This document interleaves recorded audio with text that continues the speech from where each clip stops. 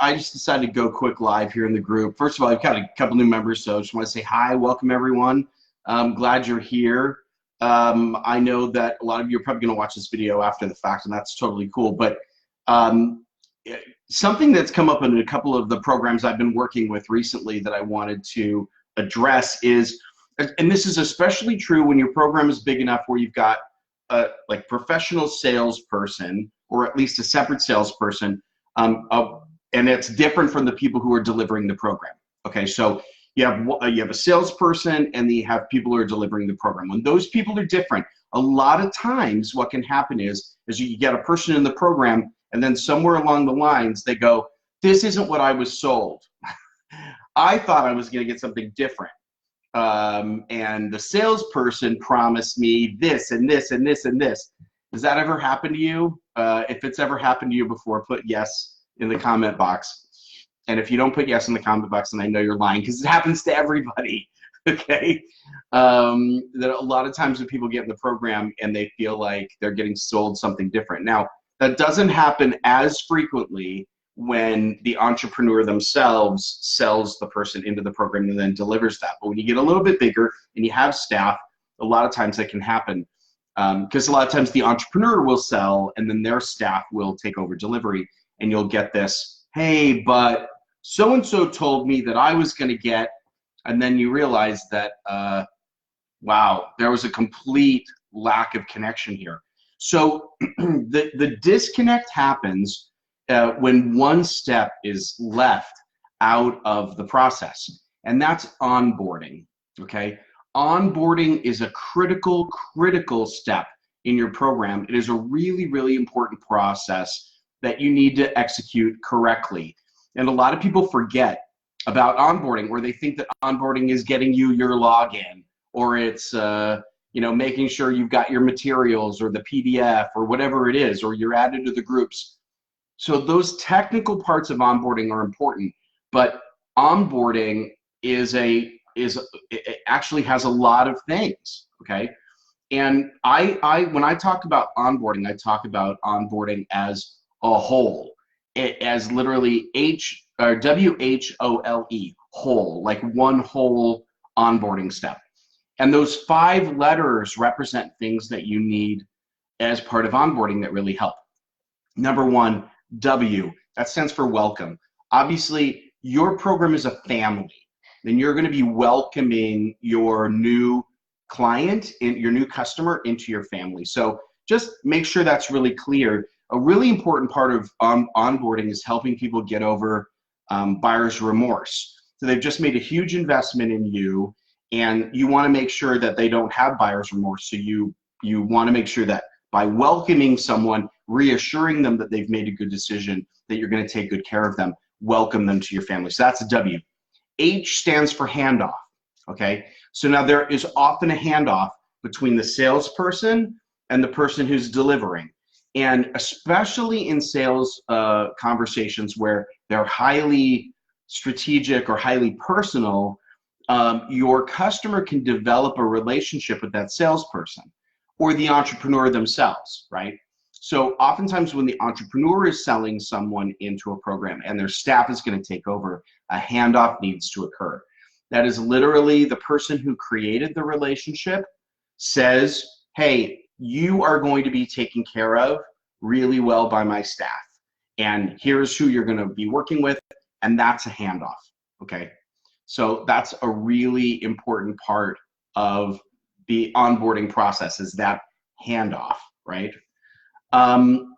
Then O stands for objectives. So you want to make sure that you understand the objectives that your customer has in joining the program, okay?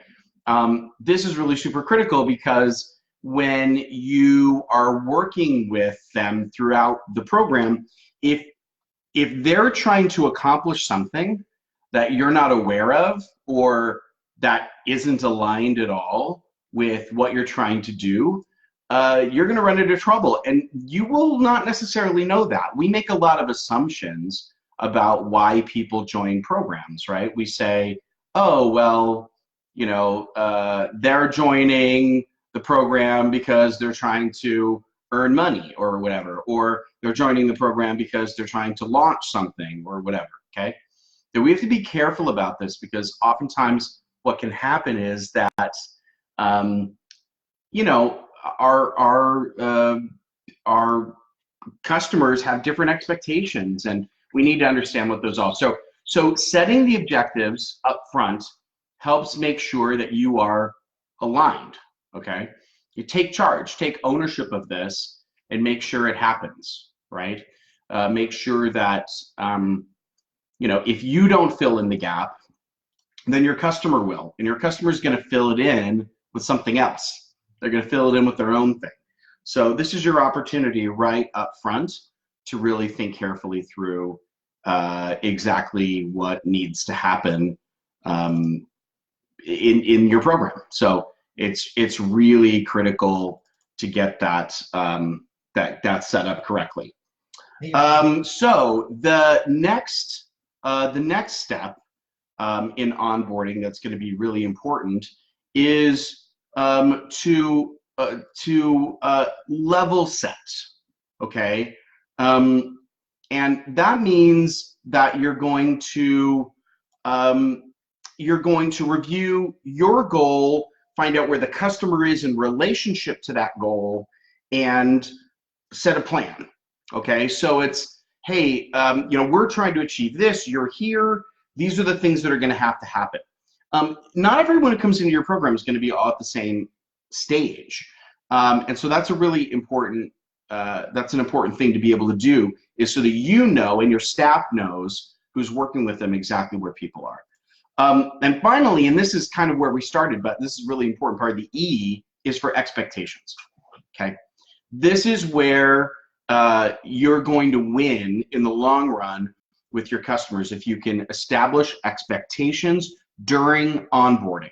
Okay, explain this is what to expect during the program. Also explain this is what not to expect. These are the things we're not going to do with you. Okay, if you have a group program, explain you will not be getting one-on-one calls with people. And a lot of people are like, well, I don't want to say that. That's going to turn them off. If you don't set those expectations, people are going to make assumptions about what's your program, what they get, what they don't get. I assure you, it is much worse after they've been in your program for a while and they had this expectation they were going to get something from you and you never were going to deliver it. That's going to be a much worse conversation than to have it up front. If someone literally just paid you and you say, we're not going to be doing one-on-one calls, and the person goes, wait a minute, I signed up because I thought there were going to be one-on-one calls, that's an important thing to know right there. And you can fix it and go, hey, we don't do that in this program. So if it's something you're expecting, like, now's the time to give you a refund and have you walk away happy, rather than keep you in the program for 6 weeks and have you be really unhappy. So explain what you're not going to do. Okay, be very specific about it. I call this your service level agreement. How long is it going to take you to respond to stuff? When do meetings occur? What's the calendar look like? Those are all service level agreements. That's your commitment to your customer. Okay, explain what that is. And then on the flip side, explain what you expect from your customer. Okay, this is really important. What is the customer going to need to be able to do during the engagement? What am I expecting? If you need to give me feedback, how long does the customer have to respond to that? Like, are you expecting in 2 days, 2 weeks? What's that turnaround time look like? How long should it take to get through the various stages of your program? Make it very clear what the expectation of the customer. Are they going to work? How much time are they going to put into this? Is this something that is going to be like their #1 priority, or is it something that's on a back burner? Make very clear what those expectations are up front. I have seen, and I even encourage this, if you use a contract, and by the way, you probably should, use a contract for your program, this is an opportunity to basically give the contract or review the contract with the customer. Set the expectations, explain through, walk them through, give them the contract, and this is the opportunity for them to walk away. Okay, so you basically are like, hey, this is what the contract looks like. We've explained it all. We've gone through all the expectations. This is your chance to basically go, you know what, guys, this isn't really what I thought it was going to be. I prefer to just get a refund. And you basically refund the customer, you thank them very much, and you've lost an hour, right? And that's it. It is much better than having a nasty conversation downstream. When I work with people who have customer service issues in their programs, 80%, 70, probably 70% of those customer service issues would have been fixed with a really good onboarding conversation. It's really important, really, really important. It's one of the first things that I implement when I work with people in their programs and do execution so that they actually have a really good onboarding process. All right, wanted to walk through that with you, the onboarding, and we'll hopefully you can use that, see how it's going to work in your own program, how you're going to design onboarding for yourself. Even if it's just you by yourself, you can execute all these steps. These are so very important, and it really is going to stop that conversation much further down the line where the customer goes, yeah, but I thought I was going to get this thing. And you can go, well, remember, we actually talked about that during your onboarding call. Here's the expectation checklist that we went through. And we actually discussed with you that that isn't part of the program. That's either, you know, part of our up the pro, you know, high-end program or whatever. All right, that's it, everyone. Hopefully that was helpful. Pop some comments in if you don't mind. Tell me what your onboarding looks like, and if you have any other questions about onboarding, I'm happy to answer them here. And I really do think a powerful onboarding experience makes or breaks whether or not your customer is going to be successful. All right, we'll see you guys soon. Take care. Bye-bye.